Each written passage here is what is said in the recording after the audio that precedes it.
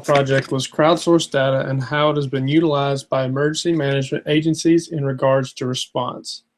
With the proliferation of cell phones and the growing interconnectivity of the entire world, they will become an invaluable tool to agencies during times of crisis.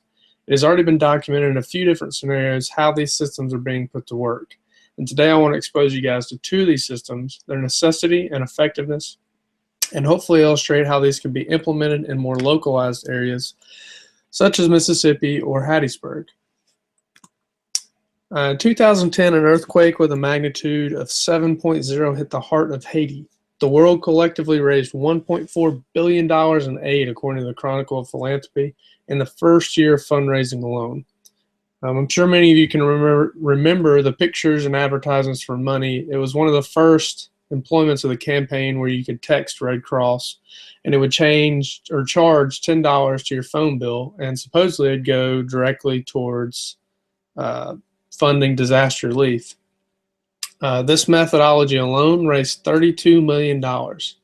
And while there are many ongoing scandals as far as whether this money has actually gone and benefited the Haitian people, what we can take away from this is that there's a desire amongst the world to make an immediate positive impact on the afflicted. Now, there are two sides to consider when I say crowdsourced data. On one side, we have data that's being collected from social media sites or other dedicated machines that take input from those affected on the ground. The other aspect of crowdsourced aid has to do with the legions of people that dedicate their skills to crisis mapping.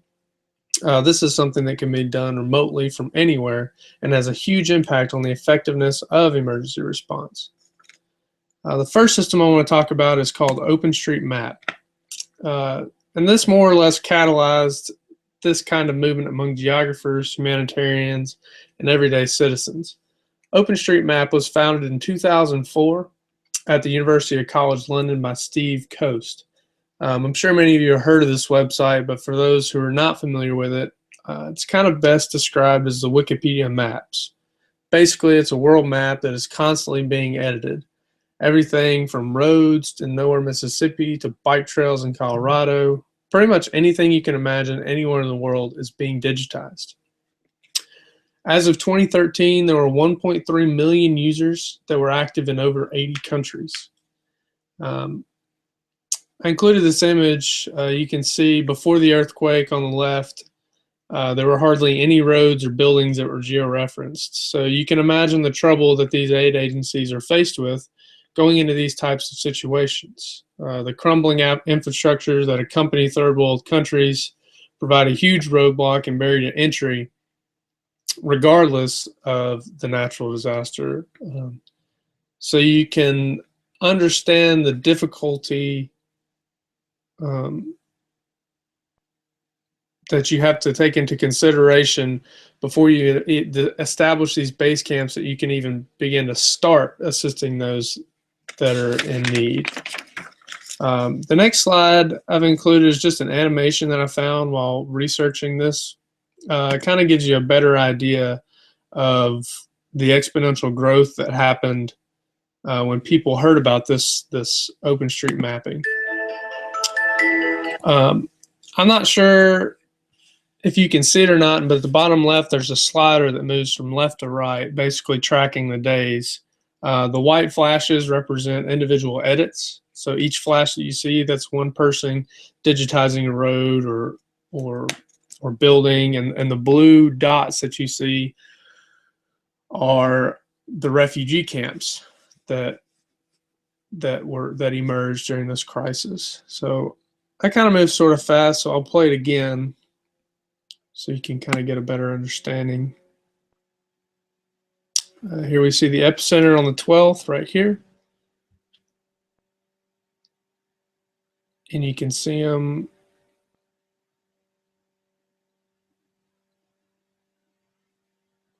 there. Yeah. So you can see how effective this methodology of crowdsourcing mapping can be in regards to getting a base map together quickly.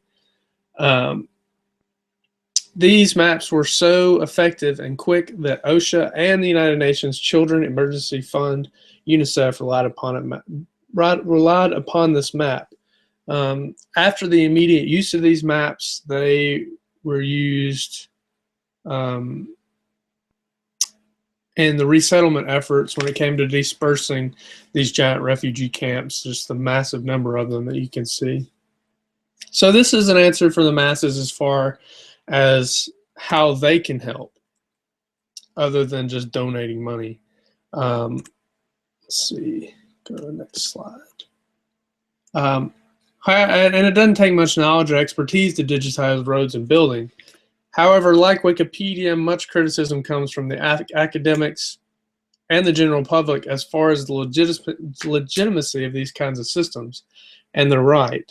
With the kind of trolling and other nefarious things that go on the internet, if we can't trust Wikipedia for the history of a redfish, how can we possibly rely on crowdsourced data when dealing with real-time sensitive human tragedies? So in comes the Ushahidi project, which is kind of an answer for that.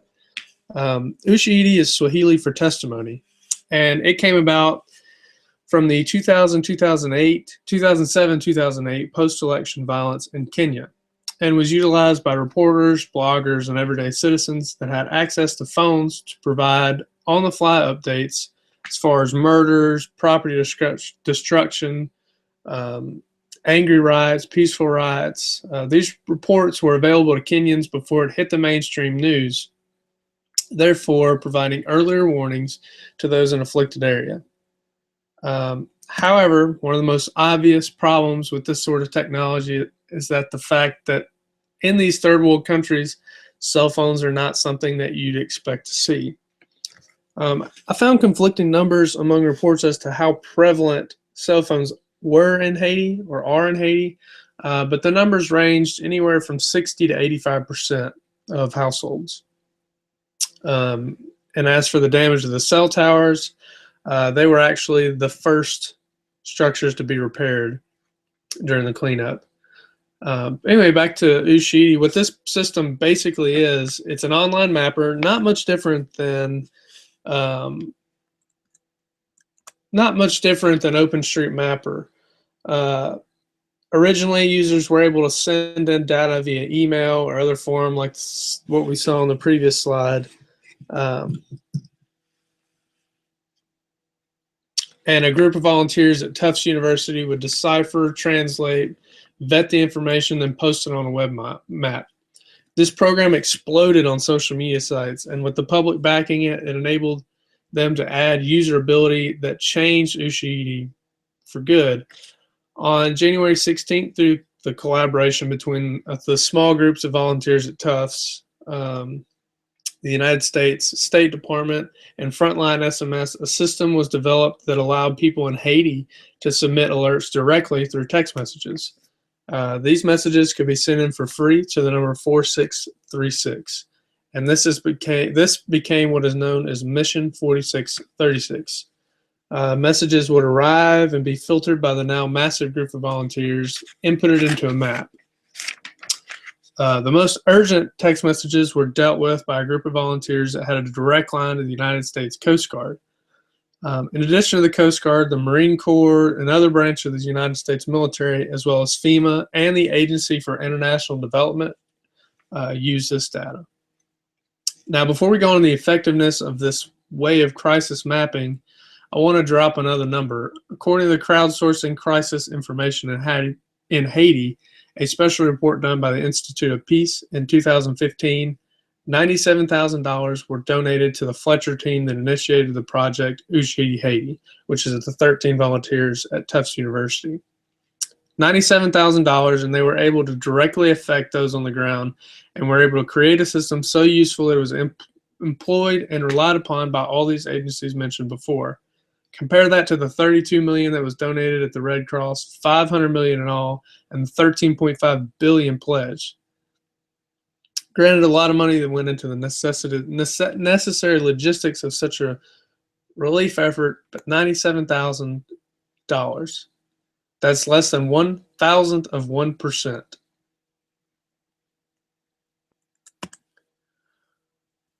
Project Ushahidi was built upon the progress made by OpenStreetMapper. It surpassed its usefulness, however, by adding a specific actionable needs by location and therefore sorted by importance. This was 6 years ago. Technology exponentially progresses, and with it, the Ushahidi project. Today, it's used in all sorts of crisis mapping, from large-scale natural disasters like in Haiti, to environmental disasters by way of natural disasters in Japan, to protests in the Middle East, to terror attacks in France. It has been used in 95,000 scenarios all around the world, and now they are partnered in a $55 million fund called Making All Voices Count. And the best part of this program is that it's all open source. Of course, there are different price levels for the handling capacity because obviously on such a large scale as the Haiti disaster, the amount of server capacity required for such a project costs a lot of money. So looking beyond the scale of this project, I have a few suggestions for things I'd like to further explore or go more in depth with. First off, I want to know why the city of Hattiesburg or other cities and states have not implemented something like this. Especially in this day and age, I feel like the 911 is becoming quickly outdated. During times of crisis, these phone lines congest, and a lot of time is spent consoling those who rightly need a comforting voice in panic.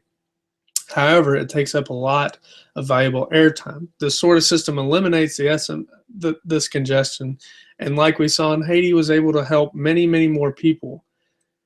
The SMS system is much more manageable than the 911 call center. In this day and age, especially in America, everyone has a cell phone, and if we get people on board with this sort of system, like Mission 4636, this could completely change the way that disasters are handled and save many, many more lives. I really do encourage you guys to look up ushahidi.com and take a look at all the services they have to offer. They have a really easy to use interface, and you can see more of the projects that they're now hosting in today's time. So that's all I have. Thank you.